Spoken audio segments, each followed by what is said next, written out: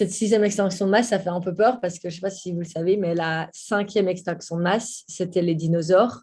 Donc, on est un peu dans la prochaine, quoi. Donc, on est en train de réellement perdre la vie sur Terre. Donc, voilà, il y a différentes choses comme ça qui sont assez alarmantes, qui font assez peur et qui peuvent aussi créer de l'éco-anxiété. Donc, c'est là que on a analysé que dans ma génération, la génération des plus jeunes comme nous, on retrouve le plus d'éco-anxiété, le plus de jeunes qui ont peur et qui ne voient pas l'intérêt de continuer, enfin de voir en tout cas un futur pour l'humanité ici. Il y a beaucoup de jeunes, 39% des jeunes dans le monde hésitent à avoir des enfants, par exemple. Donc voilà, c'est tous des jeunes qui commencent vraiment à être mal et anxieux à cause, entre autres, du dérèglement climatique. Et donc, pour ça, ce que c'est, parce qu'il y a une étude qui est sortie et qui a analysé cette éco-anxiété, ils ont aussi analysé que la meilleure manière de sortir de l'éco-anxiété, sorry, je vais couper ça, la meilleure manière de sortir de l'éco-anxiété, c'est en fait de se bouger et d'avoir l'impression, je ne sais pas d'où ça vient, et d'avoir l'impression d'être actif en fait et de faire partie de quelque chose qui est beaucoup plus grand que nous, de faire partie de tout un mouvement qui se dit qu'ils vont au moins essayer de faire changer quelque chose et qui veulent essayer que ce qui les entoure soit un monde plus respectueux, en tout cas une bulle beaucoup plus respectueuse, etc. Et donc, ça, c'est vraiment le meilleur remède face à l'anxiété qu'on pourrait avoir quand on fait face aux faits qui sont assez alarmants et quand on voit un paradoxe constant dans notre société entre le rappel de l'urgence et en fait notre vie de tous les jours qui continue et qui contribue à l'urgence qu'on nous rappelle. Et donc voilà, ça peut être très, très compliqué de voir comment agir, enfin, de se dire comment commencer et comment agir. Et c'est dans le mouvement Youth for Climate, le mouvement des jeunes pour le climat, qui est donc présent en Belgique depuis plus de 3 ans, mais aussi présent dans énormément d'autres pays à travers le monde, plus de 195 pays à travers le monde. Donc, c'est vraiment énorme.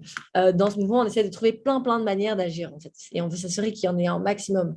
On est très, très connu pour les grèves pour le climat, mais on fait plein d'autres choses. Par exemple, en 2019, on a été dans 10 différents festivals en Belgique et on a été faire un clap for climate, une sorte de danse où on allait juste avant des grands artistes comme par exemple Angèle. On est passé juste avant Angèle à Namur au Festival de Solidarité et on a fait un clap for climate pour rappeler que l'urgence est présente, que chaque année qui avance et qu'on émet plus de CO2 dans l'atmosphère, c'est un réel danger qui continue pour nous, etc. Mais qu'on peut toujours y arriver si on se mobilise et donc lancer un peu le débat, même dans des endroits comme dans des festivals où on ne s'attend pas nécessairement à avoir ce genre de débat. Et donc, ça, c'est une manière, entre autres, de ramener le débat au centre de l'attention. On a aussi d'autres manières d'agir qui sont un peu différentes aussi. C'est plutôt utiliser le, bah, la désobéissance civile, par exemple, bloquer le Parlement européen ou la rue de la Loi. La rue de la Loi, c'est à Bruxelles, en face des institutions à un niveau fédéral. Donc, on a notre gouvernement qui est là, le Premier ministre a son bureau là-bas. Et donc, c'est bloquer des endroits qu'on en fait ne peut pas occuper et donc imposer le message, encore une fois, de cette manière-là. Euh, il faudrait que je réfléchisse, mais je sais que d'habitude, j'ai un petit PowerPoint aussi que je pourrais vous montrer pour vous montrer quelques images, si vous voulez voir à travers des images aussi. J'ai déjà beaucoup parlé. Je ne sais pas si ça a déjà, s'il y a déjà quelques questions. Sinon, je peux vous montrer quelques images en attendant que les questions arrivent. J'aimerais juste dire quelque chose, sachant, si je ne me trompe pas, si on fait quelque chose actuellement, l'incidence se sentira seulement dans 20 ans. Donc si on réduit actuellement, les effets bénéfiques se feront sentir dans 20 ans. C'est bien ça? Plus ou moins. Alors, moi, je ne suis pas scientifique, mais c'est ce que j'ai entendu des scientifiques qui nous entourent. Parce qu'une autre chose qu'on a fait avec le mouvement des jeunes pour le climat, c'est organiser un panel de scientifiques belges qui nous aident à nous aiguiller sur les différentes questions et la compréhension en fait, du dérèglement climatique. Et donc, on est toujours avec ces différents experts et on leur pose plein de questions. Et donc, ces experts, oui, nous expliquent entre autres ce qui est difficile en fait dans l'engagement pour le dérèglement climatique, c'est que on sait que tout ce qu'on va faire aujourd'hui, on ne va pas voir le résultat demain ou même aujourd'hui. On ne va pas le voir même la semaine prochaine. En tout cas, c'est rare quand on arrive à avoir un résultat assez rapide. Et donc, c'est ça qui est assez difficile. Et c'est pour ça aussi que c'est très, très difficile dans un niveau politique. C'est qu'on ne voit pas les effets néfastes du jour au lendemain, mais on ne voit pas l'effet positif non plus du jour au lendemain. Donc, on ne voit pas, c'est vrai que si vous prenez votre voiture pour rentrer chez vous de l'école, ben, il ne va pas avoir d'un coup une inondation dans votre rue. Ce n'est pas lié comme ça du jour au lendemain. Mais par contre, sur le long terme, plus on utilise la voiture, plus on émet de gaz à effet de serre, le processus en fait, de réchauffement planétaire va continuer et ça va amener plus de conséquences climatiques comme des effets, des conséquences naturelles comme je parlais des inondations ou des sécheresses et autres qui sont beaucoup plus intenses et beaucoup plus fréquentes. Mais on ne le verra que sur le long terme.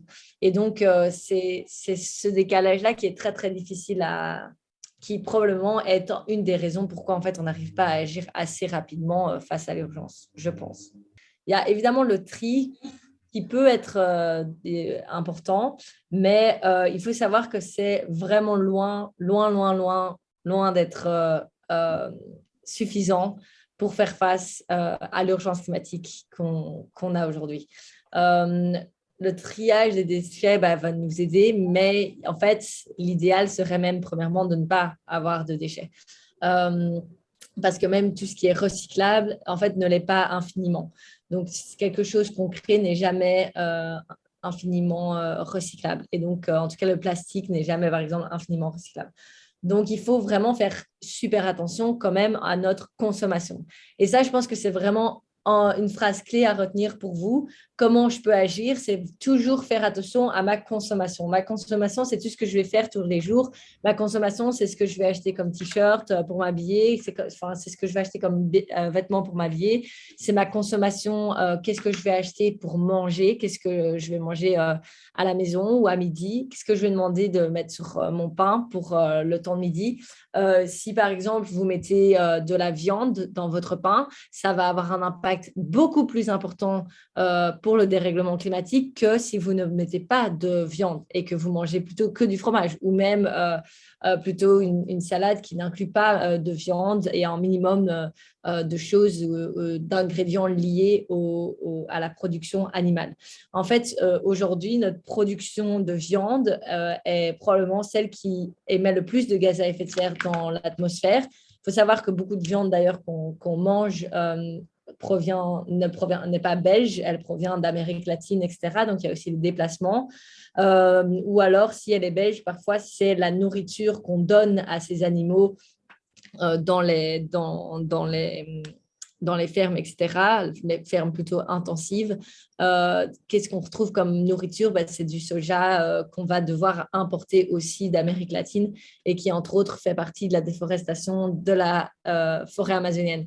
Donc, il y a tout ce lien à retrouver en fait derrière la viande qu'on mange ici en Belgique. Et on peut retracer en fait beaucoup de problèmes comme de la déforestation, comme des impacts importants pour le dérèglement climatique, des gaz à effet de serre, etc. Et évidemment, un bien-être animal qui n'est pas du tout présent dans nos industries pour faire notre viande. Donc ça, vraiment, par exemple, c'est la première chose que vous pouvez faire, c'est diminuer votre consommation de viande. C'est demander à vos parents de ne pas manger de la viande tous les jours, mais plutôt, pourquoi pas, une fois tous les 2 jours. Et puis, l'année d'après, on diminue encore et on diminue encore. Ça, c'est vraiment quelque chose que vous pouvez faire en tant qu'individu et qui a un impact énorme. C'est probablement ce qui a le plus d'impact, c'est probablement ce qu'un individu peut faire de plus pour réduire sa consommation, peut faire pour réduire ce qu'il émet dans l'atmosphère comme gaz. Et donc, c'est clairement la première chose à voir. si vous voyez que c'est un peu difficile d'abord de changer et de plus manger de viande, c'est vraiment d'abord aussi de passer vers de la viande locale. Il faut savoir aussi que, par exemple, un steak de bœuf ou un poulet, ben, ça n'a pas le même impact sur l'environnement. Et donc, voilà, tout ça, il faut pouvoir se renseigner parce que là, on n'aura pas assez de moments on n'aura pas assez de temps pour en parler, mais demandez à vos professeurs de vous renseigner sur ça, demandez à vos parents qui vous informent sur l'impact que ça a. Mais ça, je peux vous l'assurer que ça a un impact énorme. Et puis, vous pouvez aller du coup regarder ce qu'on vous propose à la cantine. Je ne sais pas si vous avez une cantine à l'école. Je sais que ce n'est pas dans toutes les écoles. Oui, Oui, ils ont une cantine. Ouais. si vous avez une cantine, allez regarder ce qu'on vous propose à la cantine et voir si ça a un impact. Donc, je vous parlais de la viande, de différents types de viande, de ce qu'on vous propose chaque jour, etc. Est-ce qu'il y a des plats végétariens? Ça, c'est clairement quelque chose que vous pouvez demander à votre école. Vous pouvez, en tant qu'élève, il n'y a pas de plat végé. Voilà. Ça, c'est vraiment la première chose que vous pouvez faire pour avoir un impact. C'est demander à votre école qu'il y ait au moins une option végé pour que chaque élève puisse avoir la possibilité de prendre au moins le choix. Parce que ça veut dire qu'aujourd'hui, ce n'est même pas un choix d'être aligné à ces valeurs ou de diminuer son impact carbone. Donc, vous pouvez, ça, clairement, en tant qu'élève, si vous voulez, vous pouvez écrire une lettre ou vous pouvez organiser une réunion avec votre direction, préparer différents arguments pour expliquer pourquoi ça a un impact sur le climat, etc., un impact sur vous aussi en tant qu'individu. Et donc, vous pouvez clairement demander un plat végétarien. Donc ça, c'est une action qui est très concrète que vous pouvez faire et qui va avoir un impact vraiment massif sur votre école et sur votre empreinte carbone en tant qu'individu. Il y a la question des transports, comment aller à l'école, comment se bouger. Alors, je sais que ça, c'est très difficile parce que ça dépend de où vous vivez, si vous avez accès à des transports en commun ou si vous êtes loin ou pas de l'école pour prendre le vélo, etc., si c'est assez sécurisé, voilà, il y a beaucoup de questions, mais c'est clairement quelque chose que vous pouvez faire aussi.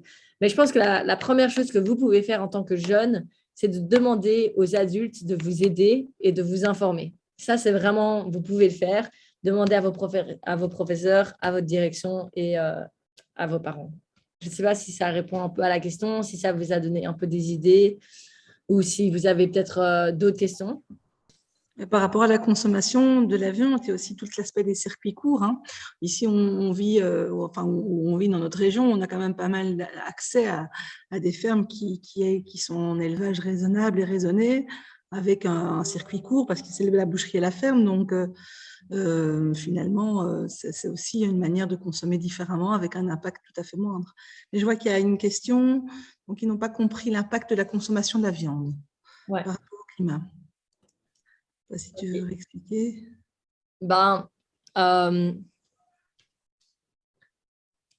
fait, c'est la manière dont on fait de la viande. Je ne suis pas experte, mais ce que je peux vous expliquer, c'est que en fait, pour faire de la viande, il faut, parce qu'on en mange tellement, il faut vraiment mettre dans un espace assez restreint un maximum d'animaux. Et il faut pouvoir les nourrir, du coup, vu qu'ils n'ont pas accès, par exemple, à de l'herbe. Par exemple, nos vaches, le bœuf que vous mangez, s'il n'est pas local et qui vient du petit fermier qui a élevé ses vaches et qui les a vues grandir dans son pré, la plupart des bœufs qu'on mange, pour ceux qui en mangent, viennent peut-être d'industrie. Et pour ça, ils sont vraiment cloisonnés dans des espaces qui n'ont pas accès à de l'herbe. Donc, il faut pouvoir les nourrir parce qu'ils sont dans des espaces où il n'y a pas de nourriture. Et donc, pour les nourrir, il faut aller chercher des graines. Il faut du soja, principalement. C'est la première chose, la première manière de nourrir les animaux qui sont dans des élevages intensifs. Et donc, ce soja, il faut aller le chercher quelque part parce qu'il faut le faire pousser quelque part. Et principalement, le premier endroit où on va chercher ce soja, c'est en Amérique latine, par exemple au Brésil.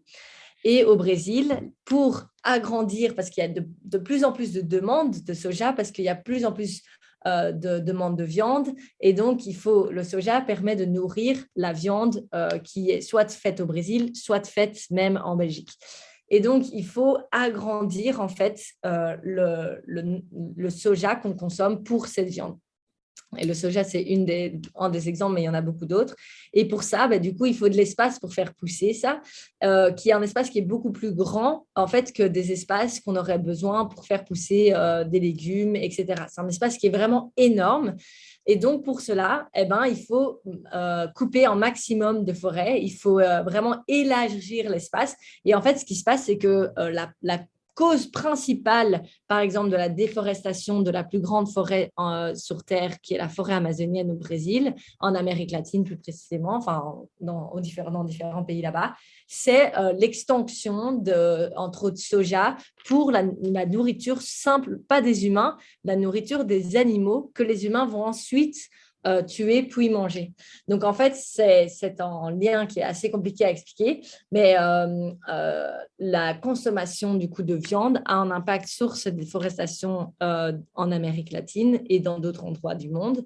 Et puis, il y a aussi l'impact qu'un animal a. Par exemple, il lui faut beaucoup plus d'eau qu'une plante qu'on mangera ensuite. Voilà, il y a tous des impacts comme ça où la viande, comme c'est un animal qui est vivant, il nous prend beaucoup plus de temps et beaucoup plus de ressources naturelles pour le faire grandir et ensuite le tuer, etc. Et le consommer. Et comme on le fait d'une manière tellement intense, il faut que ça aille très, très vite et qu'il y ait beaucoup de quantité. J'ai vu qu'il y avait un commentaire, je ne sais pas si j'étais très claire. Je ne sais pas ce que c'est. Ça a l'air J'ai d'être... envoyé une photo des Voilà. fermes au Brésil, en fait. Ouais. Se rendre compte, en fait, que voilà, En contexte pour cultiver, on va utiliser des énergies fossiles, donc ça augmente aussi la consommation des énergies fossiles. Oui, c'est ça, entre autres aussi.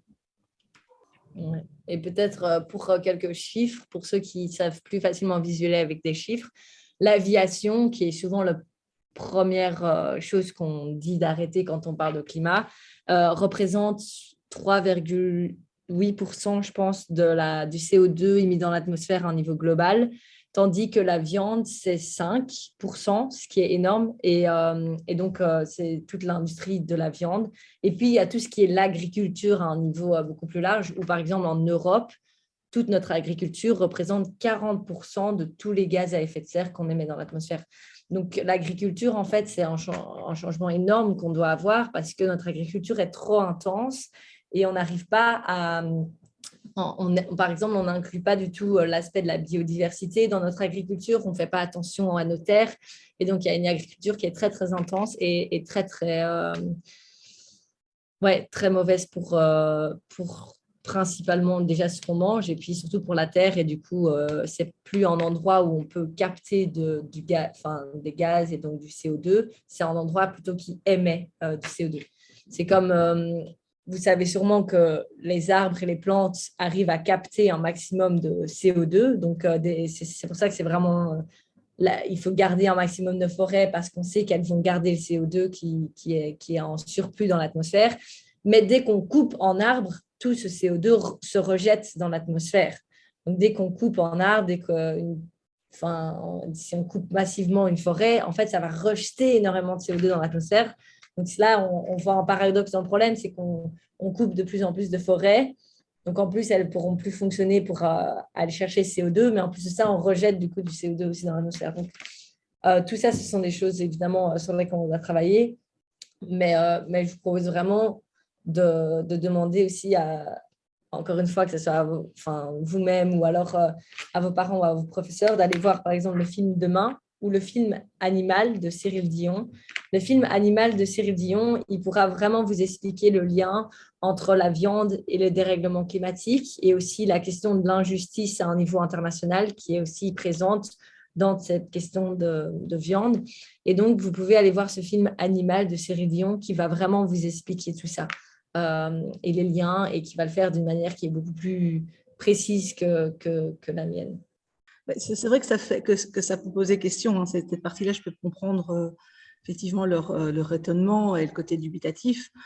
En plus, ici, dans la région, on a quand même pas mal de producteurs locaux. On peut franchement aller chercher notre viande de manière locale avec, on connaît d'où vient la viande, comment c'est élevé. Donc finalement, c'est vrai que voilà, je me dis ici, par rapport à la viande, est-ce qu'on ne peut pas aussi se dire qu'il faut plutôt prendre ce vecteur-là, d'aller dans les circuits courts, d'aller chez les gens qui produisent chez eux, autant fruits, légumes.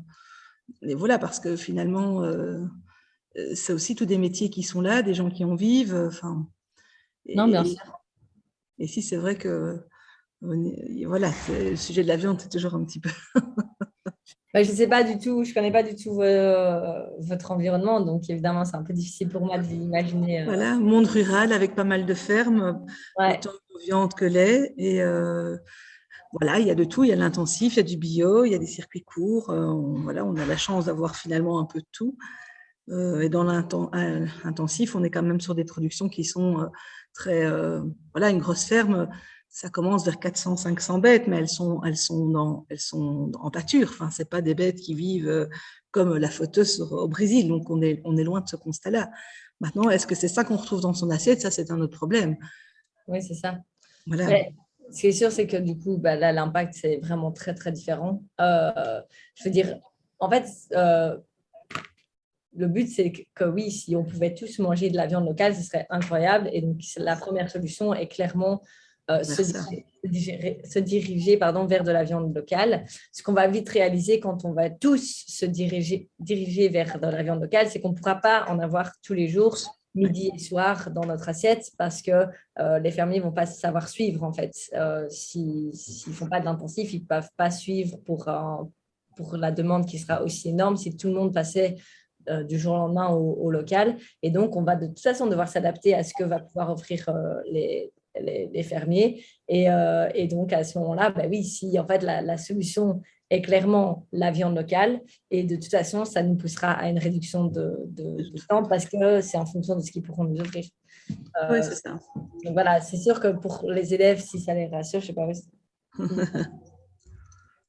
c'est qu'il faut se diriger, si on a la chance, vers la viande locale.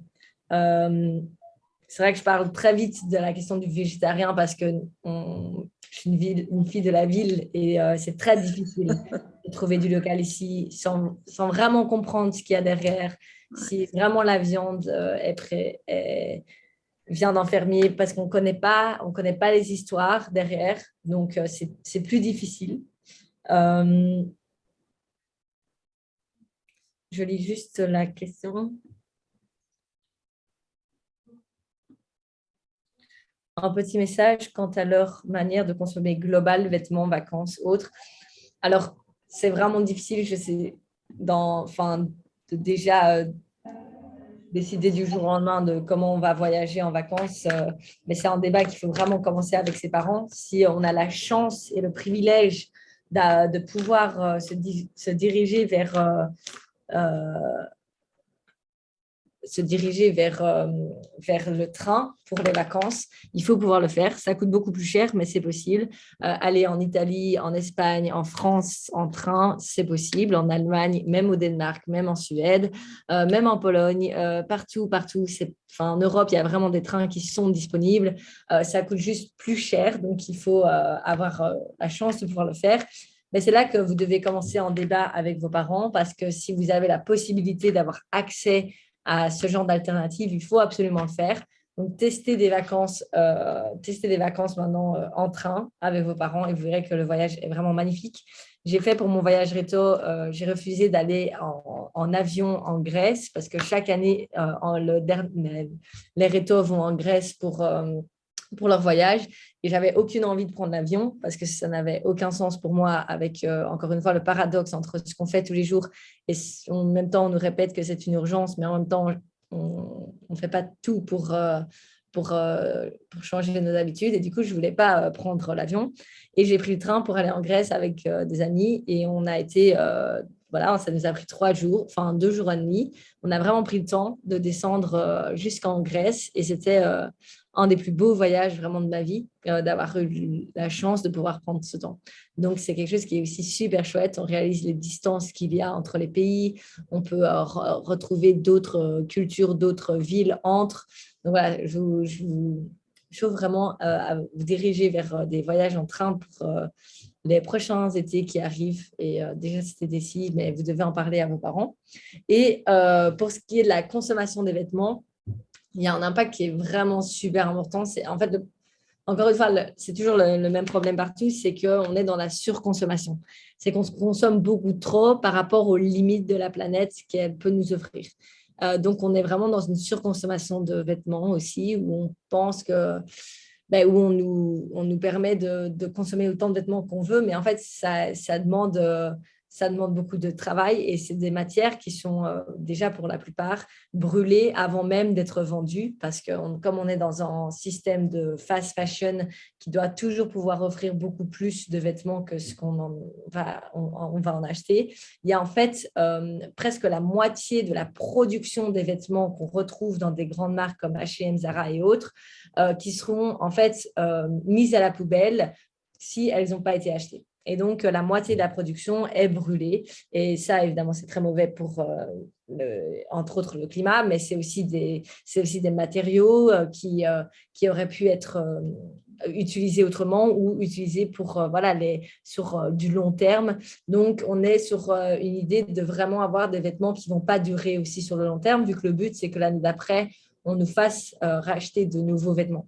Donc, là, il y a vraiment cette idée de surconsommation pas seulement dans la fast fashion, mais dans beaucoup d'autres endroits, mais en tout cas, elle est très présente dans la fast fashion, c'est vraiment un problème. En plus de ça, il faut quand même parler que du fait, dans la fast fashion, le plus grand problème, c'est même pas l'urgence climatique, c'est la question des droits humains.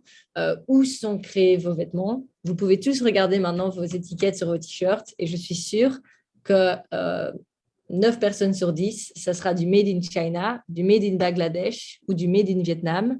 Regardez vos chaussures. Si c'est des Vans, c'est du Made in Vietnam. Si c'est des Nike, c'est souvent du Made in Vietnam ou China aussi. Moi, c'est Italie. Je ne sais pas si c'est mieux. Ah non, c'est déjà mieux. En tout cas, tout ce qui est Made in Vietnam, Made in Bangladesh et Made in China, souvent, il faut questionner en fait la question des droits humains derrière. C'est très difficile de retracer tout ça jusqu'à la source, mais quand on l'a fait, ce qu'on a remarqué, par exemple, pour un des Made in China, c'est que nous avons ouvert cette année, où les élèves peuvent se rendre pour donner à acheter des vêtements. Ben, c'est génial ça, c'est trop trop chouette comme initiative, un peu du seconde main, etc. Et avec une idée, c'est trop trop chouette comme idée. Et faut vraiment soutenir ça. Mais donc, c'était pour expliquer un peu la question des droits humains aussi derrière. Quand on a retracé, par exemple, certaines sources de notre production de vêtements intensifs, on a remarqué que, entre autres, on rentre dans ces questions de droits humains de camps qui se trouvent pour une certaine communauté des Ouïghours qu'on a retrouvé, qu'on trouve encore aujourd'hui en Chine, qui sont complètement exploités et clairement dans un moment où ils sont même reniés de leur communauté. De Et, l'esclavage moderne. pardon? De l'esclavage moderne. Voilà, c'est de l'esclavage moderne et c'est ce qu'on trouve aujourd'hui en Chine pour principalement des marques comme Uniqlo, des marques comme Nike, comme Adidas. H&M était dedans et a annoncé qu'ils allaient se retirer. Zara aussi, je pense. Mais voilà, des marques en fait qu'on voit tous les jours dans nos villes, probablement vous avez tous déjà acheté quelque chose dans au moins une de ces marques. Et en fait, quand on retourne à la source, on voit qu'il y a la question des droits humains qui n'est pas du tout respectée, des communautés qui sont mises en danger pour ce qu'on peut consommer. Et donc, voilà, il y a vraiment toutes ces questions-là. Et pour moi, en fait, le plus important, c'est qu'on se questionne et qu'on se dise, OK, quand je consomme quelque chose, on ne nous a jamais appris à essayer de comprendre d'où il vient. D'où vient mon t-shirt, d'où vient ma viande, d'où vient la salade qu'il y a dans mon plat, d'où vient, je sais pas, d'où vient mon téléphone aussi, parce que ça, il y a aussi beaucoup de questionnements dans ce qu'il y a dans notre téléphone.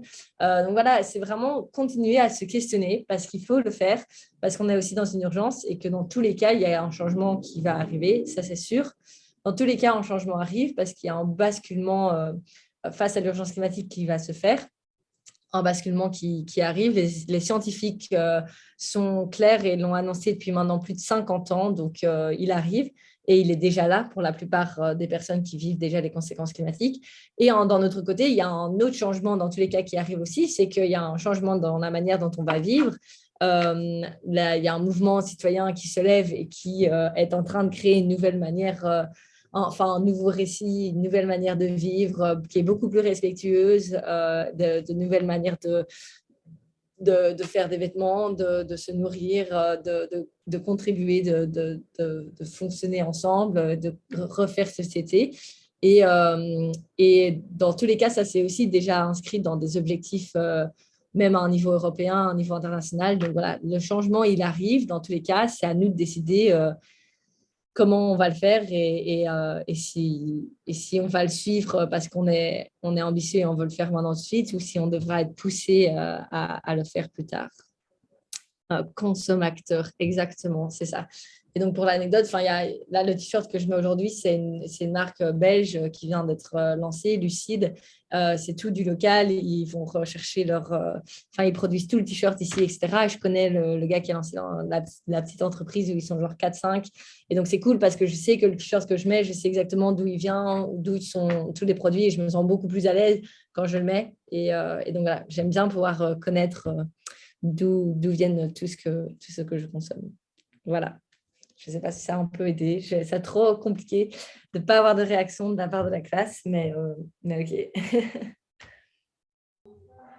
Tout ce que je peux vous dire, c'est qu'il y a tellement de choses encore à dire et j'ai clairement pas tout dit. Mais si je suis sûre que ceux qui sont dans la classe, ils ont Instagram, Facebook ou quoi, vous pouvez toujours venir voir l'Insta du mouvement Youth for Climate. Donc, je vais le mettre dans le chat, comme ça, vous pourrez voir. Youth for Climate, pour voir un peu ce qu'on fait. On donne plein de tips aussi. Ou alors mon compte Instagram aussi à moi, où je donne plein de tips, plein de manières d'agir, même juste sur Insta, genre pour donner un petit exemple, à Bruxelles, pour le moment, il y a le grand concours Elisabeth, la reine Elisabeth qui a commencé. Je ne sais pas s'il y en a qui font un peu de la musique et qui suivent ça. C'est un énorme concours très, très, très connu et réputé. Mais il faut savoir qu'il est aussi sponsorisé par Total Energy. Et donc, voilà, c'est des choses qu'on met en avant. On explique ça sur nos chaînes, enfin, sur nos plateformes. Et on vous explique en fait tout le contexte. Et puis, on vous dit, OK, comment tu peux agir, qu'est-ce que tu peux faire. Et donc, là, par exemple, on a tous interpellé le concours et on leur a demandé, on leur a expliqué pourquoi on trouvait que ça nuisait à leur image et du coup, on leur a demandé aussi que l'année prochaine, ils le fassent sans. Donc voilà, il y a plein de trucs comme ça où on peut le faire, même si on est loin les uns des autres, mais on peut travailler ensemble et tout. Et vous pouvez être renseignés toujours des dernières news. Et aussi, pour tout ça aussi, je fais tous les jours une chronique sur énergie qui explique en 1 minute la news du climat un peu de ce jour-là, ou en général des updates à avoir sur le climat. Donc, vous pouvez les retrouver sur Spotify aussi ou sur Énergie. Et voilà. Donc, si vous avez besoin de news, franchement, il y a plein de gens à suivre et il y a plein d'informations à trouver. Donc, je vous assure, c'est possible. Moi, j'aurais une petite question. Est-ce que ne pas regarder la Coupe du Monde au Qatar, c'est lutter pour le climat? Parce que cette Coupe du Monde, Ça peut contribuer, évidemment, tout type d'action est super important. S'il y a un énorme boycott, clairement, ça va faire très, très peur à tous les sponsors, à la coupe, à tout le monde. Il faut que ça soit un mouvement massif, donc il faut le communiquer, il faut en parler, il faut que, par exemple, on soit je ne sais pas, entre 10 à 100 000 en Belgique à se dire, ben non, nous, on ne regarde pas et on fait un autre event à la place, on fait un counter-event. Enfin, il faut organiser, je pense, un truc. Alors, s'il devient plus grand et qu'on arrive à organiser un truc, ça pourrait avoir beaucoup plus d'impact. Mais boycotter, c'est toujours une manière d'agir. Boycotter, oui, évidemment. Mais on peut essayer d'interpeller avant même que la Coupe du Monde commence. Mais bon, ça fait un peu... Voilà, voilà. Mais c'est vrai que le paradoxe au Qatar, pour ceux qui savent pas, qui sont dans l'école et qui savent peut-être pas, c'est que la Coupe du Monde, elle va se lancer au Qatar, qui est un pays où il fait très, très, très, très chaud. Du coup, ils ont fait énormément de stades où la clim sera constamment allumée alors que tout est ouvert. Donc, c'est une clim qui refroidit l'espace qui est déjà ouvert. Donc, c'est comme si vous mettiez une clim dans votre jardin. Ça n'a aucun sens.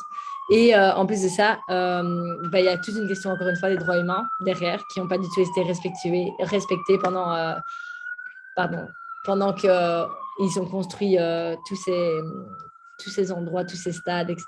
Donc, voilà, il y a toujours, souvent, c'est lié quand il y a un manque de respect pour le climat, il y a un manque de respect des droits humains et dans l'autre sens aussi. Donc, souvent, les deux sont liés.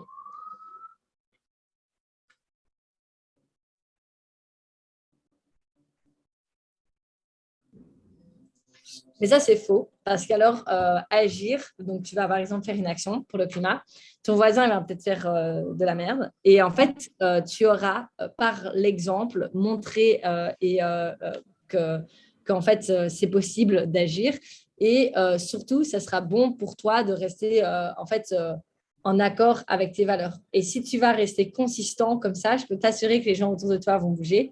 Et je te parle vraiment d'expérience parce que j'ai plein de potes qui ne sont pas du tout, comme moi à agir autant. Et juste que j'ai continué à le faire et à m'entourer évidemment de personnes qui le font aussi. Et en fait, je remarque maintenant qu'ils me suivent. J'ai une petite sœur qui adorait sa viande et qui n'en avait rien à foutre d'écouter tout ce que je faisais. Et maintenant, elle est à fond, elle est tout le temps avec moi dans des actions, elle fait super attention. Elle veut, quand ses potes lui ont dit on part en avion dans le sud de la France, elle a dit ben non, je ne viens pas. Enfin voilà, il y a plein de trucs comme ça où en fait, elle n'était pas comme ça avant. Et en fait, on arrive à avoir un impact qui est énorme avec les personnes autour de nous parce qu'en fait, on leur montre sans le savoir l'exemple d'une autre manière d'agir et de vivre en fait. Et donc, c'est vraiment possible. Mais surtout, genre, si toi, tu dis que tu le fais seul et que tu vois que ton voisin ne le fait pas, entoure-toi de personnes qui le font parce que je t'assure que là, tu n'auras plus l'impression d'être une goutte au plein milieu dans l'océan et que tu n'as eu pas du tout d'impact. Mais si tu vas rejoindre la vague qui a un impact, ben en fait, t'aides à agrandir la vague. Donc, rejoins ce mouvement, rejoins des personnes qui le font. Je suis sûre qu'il y a des élèves qui sont plus conscients que d'autres, des élèves qui ont plus envie de bouger que d'autres. Il faut vraiment aller s'entourer de ces personnes-là et de se motiver pour faire ça. Et oui, l'histoire du colibri, j'ai toujours un colibri avec moi. Là, j'ai dû l'enlever, mais j'ai toujours un colibri sur moi parce qu'il y a cette histoire du colibri qui est vraiment super importante de se dire que au moins, tu fais ta part, tu vois. Si tu as l'impression que ça n'a pas un impact, ben, tu peux te dire, moi, au moins, je fais ce que je peux. Et quand il y a un colibri, ça ne change pas beaucoup. Mais quand tu verras qu'il y en a 5, 6, 10, et puis par exemple, ici, dans notre mouvement, on est 150 colibris, bah alors en fait, on a un impact. Et le mouvement dans lequel je suis, il a commencé avec 2 potes qui se sont dit on va faire un événement Facebook. Et ça a fini 2 ans plus tard et on a rencontré Angela Merkel, qui est une des femmes qui a le plus de pouvoir dans le monde. Donc, c'est pour te dire qu'en fait, ça peut aller très, très vite et que tu es légitime de toutes les actions que tu fais et qu'en fait, l'impact, parfois, on le sous-estime, l'impact qu'on peut avoir.